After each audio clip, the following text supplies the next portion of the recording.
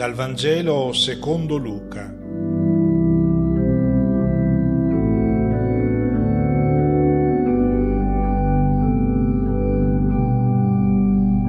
In quello stesso tempo si presentarono alcuni a riferirgli il fatto di quei Galilei, il cui sangue Pilato aveva fatto scorrere insieme a quello dei loro sacrifici. Una buona domenica a tutti. In quel preciso momento comincia così il brano evangelico di oggi. Viene da chiedersi come mai l'Evangelista colloca questa notizia che viene riferita a Gesù, un crimine commesso da Pilato, in quel preciso momento. Significa che vuole collegare quello che poi Gesù dirà come commento alla notizia che gli viene riferita, legarlo a ciò che Gesù stava trattando in quel preciso momento. Stava parlando dei segni dei tempi, come la gente sapeva prevedere la pioggia, il bel tempo, il vento, e poi non sapevano riconoscere invece il tempo della venuta del Signore. Voi, dice Gesù, fate molta attenzione ai segni meteorologici perché dovete gestire la vostra vita e fate bene. Come mai non fate altrettanta attenzione ai segni dei tempi di Dio? Non vi rendete conto che un'alba nuova sta sorgendo all'orizzonte, un mondo nuovo sta iniziando? Oggi a noi potrebbe dire: siete così attenti ai segni della borsa, come va la finanza, ai nuovi modelli di macchine che stanno progettando, al tempo in cui iniziano i saldi. Siete attentissimi e fate bene, e non prestate attenzione all'opportunità unica che vi è offerta di riflettere sul senso della vostra vita attraverso la parola del Vangelo che io vi voglio annunciare. Ecco, direi, è un richiamo importante in questo tempo di Quaresima per noi. Ci preoccupiamo di tutti i segni dei tempi cui accennavo, ma il tempo della venuta del Signore della nostra vita lo sappiamo riconoscere. Vale la pena rifletterci perché ne va della nostra vita. In quel preciso momento, mentre stava parlando di queste cose, ecco che arrivano a dargli la notizia drammatica. Un gruppo di Galilei, quindi della terra di Gesù, erano andati a Gerusalemme probabilmente a compiere un voto, pregare il Signore nel Tempio, a trascorrere anche qualche giorno di gioia nella città santa, e Pilato aveva fatto intervenire i suoi soldati nel luogo santo e aveva fatto scorrere il loro sangue insieme a quello del sacrificio che stavano offrendo, un crimine orribile. Non viene riferito dagli storici del tempo, da Giuseppe Flavio, però corrisponde al carattere brutale di Pilato. Agrippa I lo descrive così Pilato: un tiranno corrotto, avido, lo accusa di peculato, insulti, ruberie, esecuzioni senza processo, crudeltà senza fine. Questo era Pilato, quindi è ben probabile che abbia aggiunto agli altri crimini anche questo. Cosa doveva essere successo nel Tempio? Alcuni pellegrini giunti dalla Galilea dovevano forse avere scambiato qualche battuta un po' pesante con le guardie. Accadeva perché le guardie rimanevano fuori dal sacro recinto, ma qualche battuta i pellegrini la facevano. Poi magari dalle parole sono passati a qualche spintone, una scazzottata, e Pilato, che durante le feste si trovava a Gerusalemme, per assicurare l'ordine, perché non voleva che ci fossero sommosse. Poi tra l'altro i Galilei erano persone sospette, perché le rivolte partivano sempre là dalla Galilea. E anche durante il processo a Gesù, quando il fatto che lui fosse un Galileo era sospetto già per principio. Ecco, Pilato ha fatto intervenire i soldati senza alcun rispetto per il luogo santo e ha fatto massacrare questi malcapitati Galilei. Un gesto brutale, sacrilego. Che risposta si attendevano da Gesù coloro che sono corsi a dargli la notizia? Credo anzitutto una presa di posizione politica, un severo giudizio di condanna di Pilato, una presa di posizione magari antiromana e forse anche la dichiarazione un invito a prendere in mano le armi. Questo sapevano che Gesù era contrario, però sotto la forza dell'emozione, chi lo sa che magari si pronunci anche contro i romani. E la seconda risposta che si attendevano era invece di carattere religioso, perché la concezione del tempo era questa: se hanno subito la morte vuol dire che erano dei peccatori. Perché? Perché il male colpisce chi pecca contro il Signore. Invece questi stavano proprio offrendo sacrifici nel Tempio, proprio in quel momento in cui erano uniti in preghiera al Signore, vengono puniti. E questo faceva a pugni con la concezione, con la mentalità religiosa che avevano. E si aspettavano anche su questo una risposta di Gesù. Sentiamo che cosa risponde Gesù. Prendendo la parola, Gesù disse loro: credete che quei Galilei fossero più peccatori di tutti i Galilei per aver subito tale sorte? No, io vi dico, ma se non vi convertite, perirete tutti allo stesso modo. O quelle 18 persone sulle quali crollò la torre di Siloe e le uccise, credete che fossero più colpevoli di tutti gli abitanti di Gerusalemme? No, io vi dico, ma se non vi convertite, perirete tutti allo stesso modo. La risposta data da Gesù è preziosa perché getta una luce sulle reazioni che anche noi oggi abbiamo di fronte agli eventi drammatici che sono sotto i nostri occhi, vittime innocenti di guerre, di terremoti, di malattie, di disgrazie. Come vengono letti questi eventi oggi? Più o meno come facevano al tempo di Gesù. Anzitutto c'è ancora qualche predicatore, e non solo fra i cristiani, che interpreta questi fatti drammatici come castighi di Dio. E Gesù si premura di smentire immediatamente questa interpretazione. Non c'è alcun rapporto fra il peccato e queste disgrazie. Credete che quei Galilei fossero più peccatori degli altri? No, dice Gesù. Sono fatti che capitano. Possono capitare una persona o un'altra. Il Vangelo di Gesù, la sua parola, ci insegna come vivere tutti questi eventi. Non sono dei castighi, delle sventure che manda il Signore. Gesù ha affrontato i drammi della sua vita e tutte le difficoltà, non pensando che fossero dei castighi del Padre, no. Sono situazioni che capitano nel nostro mondo, nella nostra vita, e dobbiamo uscirne non sconfitti, ma maturati da tutti questi eventi. Allora, certe espressioni che sentiamo ancora oggi anche fra i cristiani, quando capita una sventura, un momento di dolore: cosa ho fatto di male per meritarmi queste cose? Non hai fatto nulla di male.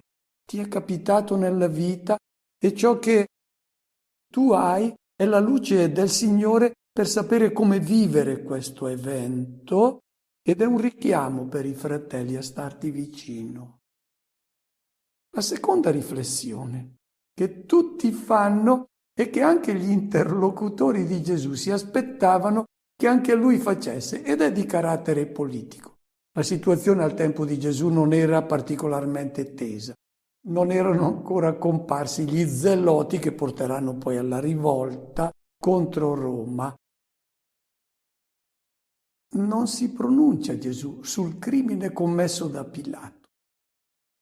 loro desideravano che lui prendesse posizione. Non lo commenta, non c'era bisogno, non valeva la pena esacerbare ulteriormente gli animi.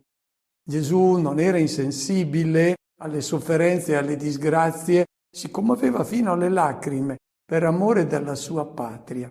Tuttavia era ben cosciente incitare all'ira, all'aggressività, all'odio, lo sdegno. Non serve. Anzi, può portare a compiere poi dei gesti sconsiderati, a violenze che complicano poi ulteriormente la situazione.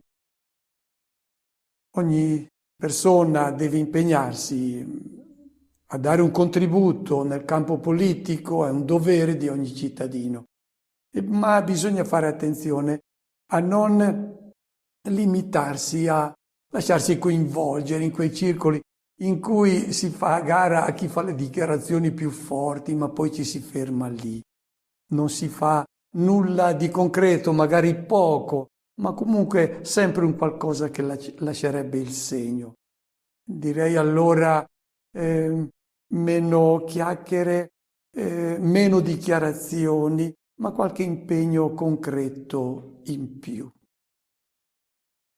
C'è una terza interpretazione di queste disgrazie e viene ripresa da molti anche oggi. Se queste cose accadono e colpiscono degli innocenti, vuol dire che il mondo è fatto male. Se esiste un Dio buono, queste cose non dovrebbero accadere. E qualcuno dice: il nostro mondo non è bello, perché non ha fatto un mondo diverso in cui non accadessero disgrazie, fossero tutti buoni? La ragione è perché il mondo è questo e non può essere un altro. Se faceva questo mondo diverso, non era più il nostro. E Dio ha amato tanto questo nostro mondo in cui ci sono queste cose, l'ha amato tanto da venirne a fare l'esperienza di vita insieme con noi. Il nostro compagno di viaggio. Dobbiamo mettere in conto che nel nostro mondo c'è gente molto buona, molto simpatica, generosa, e c'è gente brutale come Pilato. È il nostro mondo. Dio, se lo faceva diverso, non era più il nostro. E Dio ha amato questo mondo, ha amato noi. Quale riflessione ha fatto Gesù sull'accaduto? Una sola. L'invito alla conversione. Conversione non è la decisione di evitare qualche peccato, è decidersi a lasciarsi aprire gli occhi da Cristo e fare la scelta di vita che Lui propone. E dice che bisogna far presto a convertirsi perché il tempo stringe. Non abbiamo un'eternità di vita, abbiamo un numero limitato di anni e dobbiamo puntare bene sui valori giusti la nostra vita. Allora la Quaresima è proprio questo tempo di revisione, di prendere coscienza come stiamo guidando la nostra esistenza. Ecco allora il richiamo in quel preciso momento, a saper riconoscere i segni dei tempi. La sua predicazione è un'occasione unica per cambiare radicalmente il modo di pensare e di vivere. Il suo è un invito a intervenire alla radice del male. È inutile illudersi che possa cambiare qualcosa semplicemente con la sostituzione di coloro che detengono il potere. Quindi una rivolta, adesso comandiamo noi, gli altri erano cattivi. Se non cambia il cuore delle persone, se non viene interiorizzata una logica diversa, tutto rimane come prima, perché sarebbe come cambiare gli attori, ma il copione teatrale rimane lo stesso. La recita non cambia. Cambiano gli attori a volte che prendono il potere, ma poi recitano sempre la stessa scena, che è quella di chi comanda, di chi fa il proprio interesse. No, Gesù invita alla conversione perché non accadano più queste cose. È necessario cambiare il cuore delle persone. È una lezione quindi molto attuale per noi. Meno parole, meno imprecazioni, più scelte di vita, conformi all'uomo nuovo proposto da Gesù. E per chiarire meglio il suo pensiero, Gesù ricorda subito un altro episodio di cronaca accaduto poco tempo prima, che non viene riferito dagli storici del tempo, da Giuseppe Flavio, e della morte di 18 persone provocata dal crollo di una torre a Siloe. C'erano sempre dei lavori di manutenzione alla sorgente del Gihon, da cui parte l'acqua che arriva poi alla piscina di Siloe. E probabilmente durante questi lavori una torre era crollata e aveva ucciso 18 innocenti. Come interpreta Gesù questo fatto? Anzitutto si premura di escludere di nuovo il legame fra la morte e il peccato. Non sono state punite da Dio, sono morte per una fatalità. Poteva capitare anche a me se mi fossi trovato lì in quel momento. Ecco cosa dice Gesù. Un secondo invito alla conversione. Conversione è cambiare modo di gestire la vita, di orientarla in una luce nuova che è quella del Vangelo.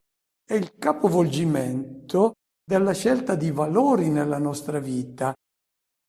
Ognuno di noi guida la propria vita con degli obiettivi che ha sempre davanti. Alcuni sono stupendi, altri non sono il massimo. Ci sono dei valori molto importanti, la famiglia, il lavoro, la casa, i soldi, la salute, le amicizie. Ma non sono l'obiettivo finale. Questi sono obiettivi belli, ma immediati. È necessario un obiettivo da dare alla vita che unifichi questi obiettivi momentanei, qualcosa che dia senso a tutto, il sapere cosa ci stiamo a fare in questo mondo, il sapere come vivere, che cosa è importante, che spazio hanno gli altri obiettivi come la famiglia, il lavoro, la casa, devono entrare in una prospettiva che è quella che ci dà il Vangelo. Ecco cosa ci dice Gesù in questo tempo quaresimale. Provate a ripensare su che cosa ripiegate tutti i vostri interessi e forse sono tutti interessi molto belli come quelli a cui accennavo. Ma sono fermi lì. No, questi li deve inserire in un progetto che vada anche al di là di questa vita, che dia un senso a tutta la tua esistenza. E Gesù dice, state attenti, è capitata la disgrazia a queste persone, ma poteva capitare a chiunque. E la riflessione che lui vuole che noi facciamo, anche in questo tempo quaresimale, riguarda la nostra vita. Prendere coscienza che è breve ed è precaria. Gesù dice, poteva capitare a chiunque, ciò che è capitato a quei 18. È precaria la nostra vita ed è breve. Tanti progetti, tanti sogni, tanto darsi da fare. A volte si corre come trottole, si arriva alla sera sfiniti. Tutto bene, ma non va dimenticata la fragilità della vita. Va tenuto sempre presente quanto è vulnerabile da un momento all'altro, può concludersi. Ed è importante che ognuno le abbia dato un senso. Non è per spaventarci o con la minaccia della morte. No, è un prendere di coscienza, saggio. La vita è breve e va gestita bene. Pensaci e dà il valore giusto alle cose. il tempo quaresimale è per riflettere su queste verità. Gesù dice a ognuno di noi: osserva con saggezza tutto ciò che accade attorno a te, anche quando guardi la TV, vedi ciò che ti viene riferito.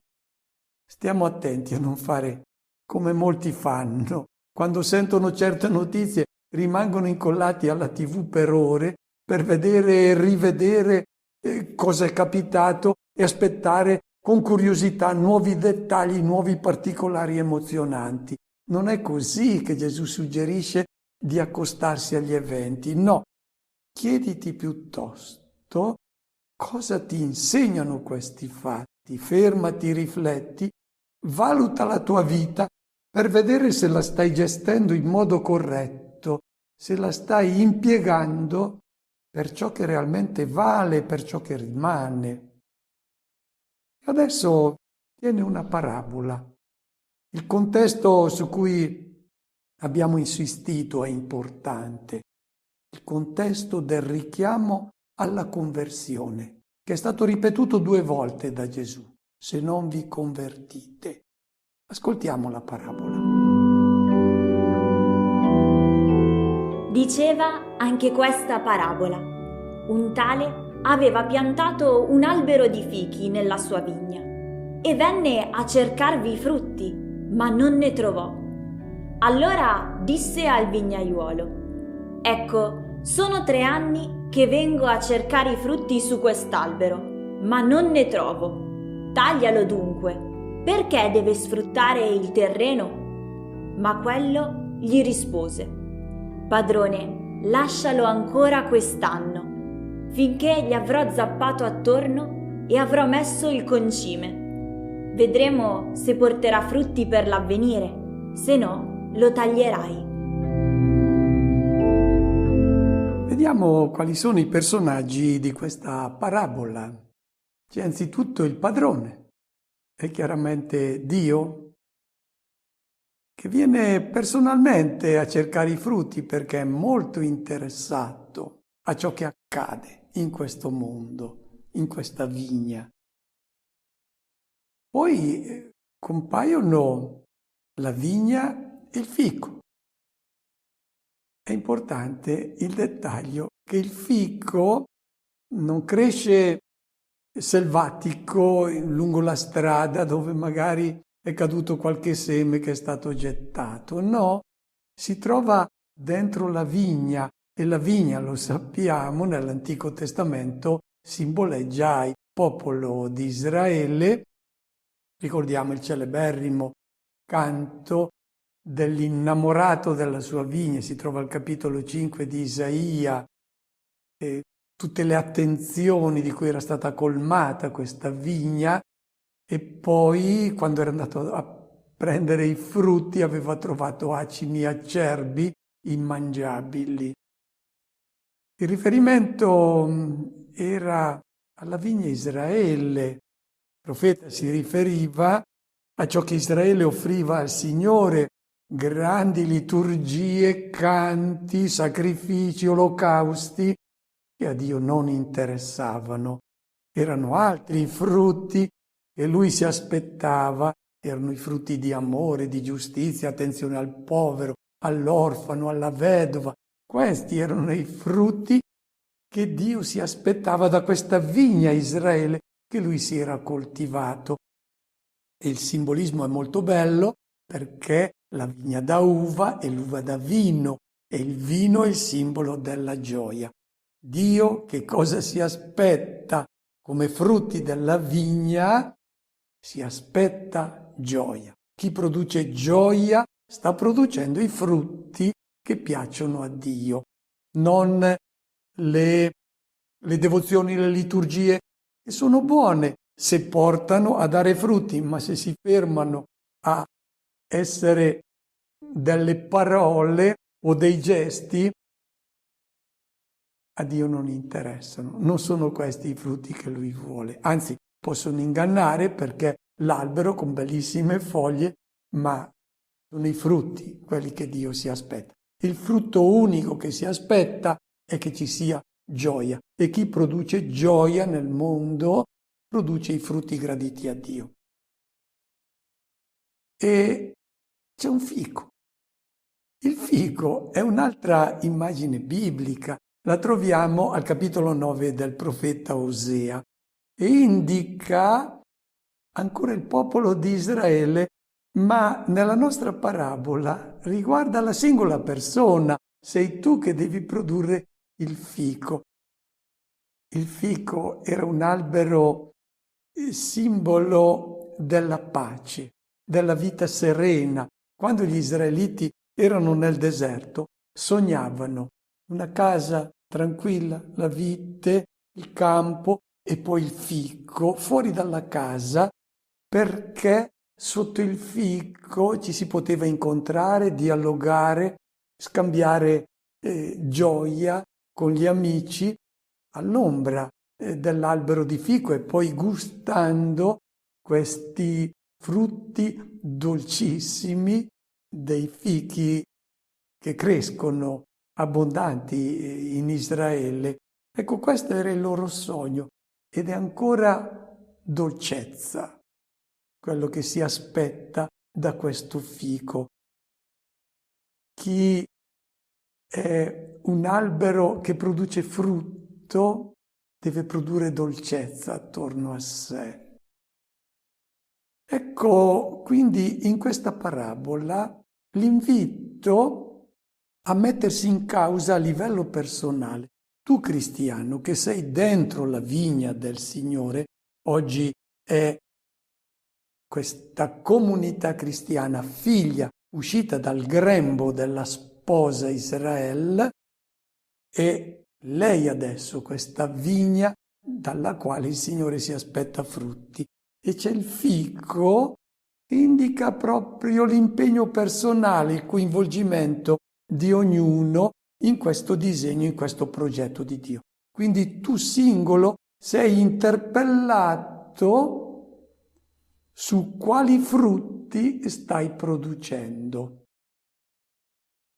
E adesso entra in scena il terzo personaggio, il vignaiolo. Il padrone si rivolge al vignaiolo, che è chiaramente Gesù.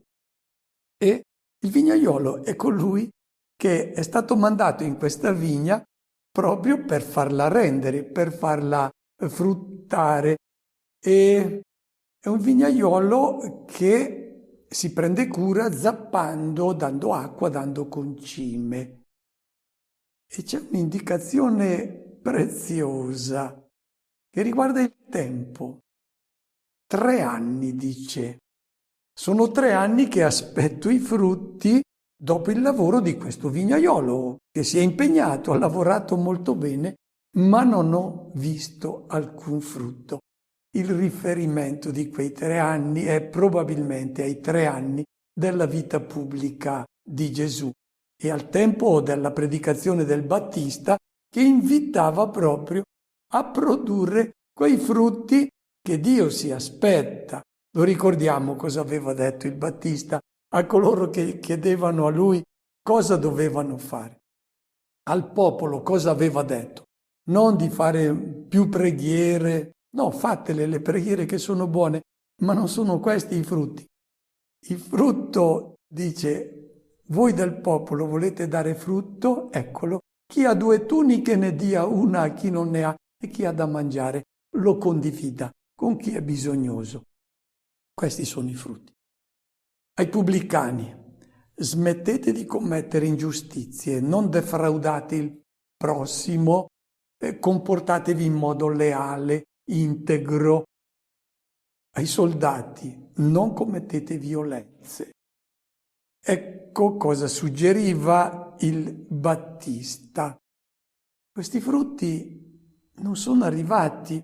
Ricordate anche Gesù che va sotto quel fico e trova delle grandi foglie. È chiaramente l'immagine ancora del padrone che viene a vedere se questo albero che lui ha piantato fruttifica oppure no. Cosa fare quando non dà frutto? Continua la parabola. Il padrone dice al vignaiuolo: taglialo perché sta occupando il terreno. E la domanda ce la dobbiamo porre. Tu che sei nella vigna, sei della Chiesa, che cosa ci stai a fare? Dai solo fastidio forse? Oppure produci frutti? Quali sono i frutti che produci? Forse ti stai accontentando di qualche pratica religiosa, partecipare a qualche liturgia, che però non incidono poi sul tuo vissuto. Allora rifletti. E qui inizia il dialogo fra il padrone e il vignaiolo. Il padrone che dice: taglialo, non serve a nulla. Il vignaiolo che dice: aspetta, ancora un anno, perché io voglio lavorarci ancora attorno per vedere se produce frutto, poi alla fine semmai lo taglierai. Fa un po' di difficoltà per noi questo dialogo, perché sappiamo che il padrone è Dio, il vignaiuolo è Gesù. Quindi Gesù sarebbe contro le decisioni del padre. Cerchiamo di capire bene, perché è bellissima questa immagine. Il padrone qui, che vuole risolvere le cose tagliando, è il Dio che hanno in mente coloro che stanno ascoltando la parabola. Loro pensano ancora al Dio giustiziere e Gesù vuole proprio smentire con questa parabola questa blasfema immagine di Dio. Il Dio che quando vede che le cose non vanno lo taglia. No, è venuto proprio per annunciare il nuovo volto di Dio che dà la possibilità di un anno per convertirsi, cambiare vita e produrre frutti. Quanto dura quest'anno? Ma lo ripeto, attenzione bene, qui Gesù vuole cambiare l'immagine di Dio che hanno in mente i suoi ascoltatori, che è il Dio giustiziere e che è il Dio che hanno in mente ancora tanti cristiani oggi. No, il Dio di Gesù Cristo da un anno ancora. Ma quell'anno lì è molto lungo, è un anno che non finisce mai, è un anno che è espressione dell'amore incondizionato e infinito di Dio. E adesso allora rifletti sulla realtà della tua vita, perché sei tu che sei chiamato adesso a verificare che frutti stai producendo, tenendo conto che viene il giorno poi che la tua vita si conclude e potrebbe essere anche all'improvviso, come diceva Gesù, commentando quei 2 episodi di cronaca del suo tempo.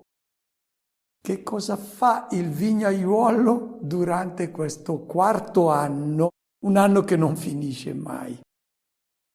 Gli zappa attorno, mette concime, zappa anzitutto il terreno affinché il seme della sua parola possa penetrare a fondo e trasformare la vita. È ciò che lui fa, soprattutto in questo tempo quaresimale. Ma dobbiamo lasciare che smuova la terra dove deve penetrare la sua parola, la terra che è il nostro cuore, che è la nostra mente. Lasciamolo lavorare soprattutto in questo tempo quaresimale, ma concretamente, se vogliamo poi che il seme della parola penetri, almeno in questo tempo quaresimale. Perché arriviamo magari in chiesa, alla domenica, ancora assonnati, perché abbiamo fatto le ore piccole al sabato? Non è così che ci si prepara e si lascia lavorare il terreno. Arriviamo lì in chiesa, perdiamo il messaggio. Perché almeno in questo tempo quaresimale non riflettiamo sul brano evangelico che poi ascolteremo insieme con i nostri fratelli di fede, in modo da cogliere tutta la ricchezza in esso contenuta. Ecco, lasciamo lavorare il vignaiuolo in modo che smuova bene il terreno e possa penetrare il seme della parola. E poi lo alimenta. Alimenta questo albero. Il nostro alimento è la parola del Vangelo e poi l'acqua, quella dello Spirito, della sua forza di vita. E vedremo, dice il vignaiuolo, se in avvenire produrrà frutti oppure no. Non è una minaccia quella che verrà tagliato, ma ti ricorda l'importanza degli anni che Dio ti dà in questo mondo. Guarda che alla fine si conclude la tua vita, finiscono i tempi in cui tu sei chiamato a dare frutti. E i frutti sono quelli che vengono ricordati nella lettera ai Galati. Frutto dello Spirito, che sono anzitutto l'amore, la gioia, la pace, la magnanimità, la benevolenza, la bontà, l'attenzione all'altro, il dominio di sé. Ecco, il tempo quaresimale è tempo di verifica e poi di conversione a questa proposta di vita del Maestro. Auguro a tutti una buona domenica e una buona settimana.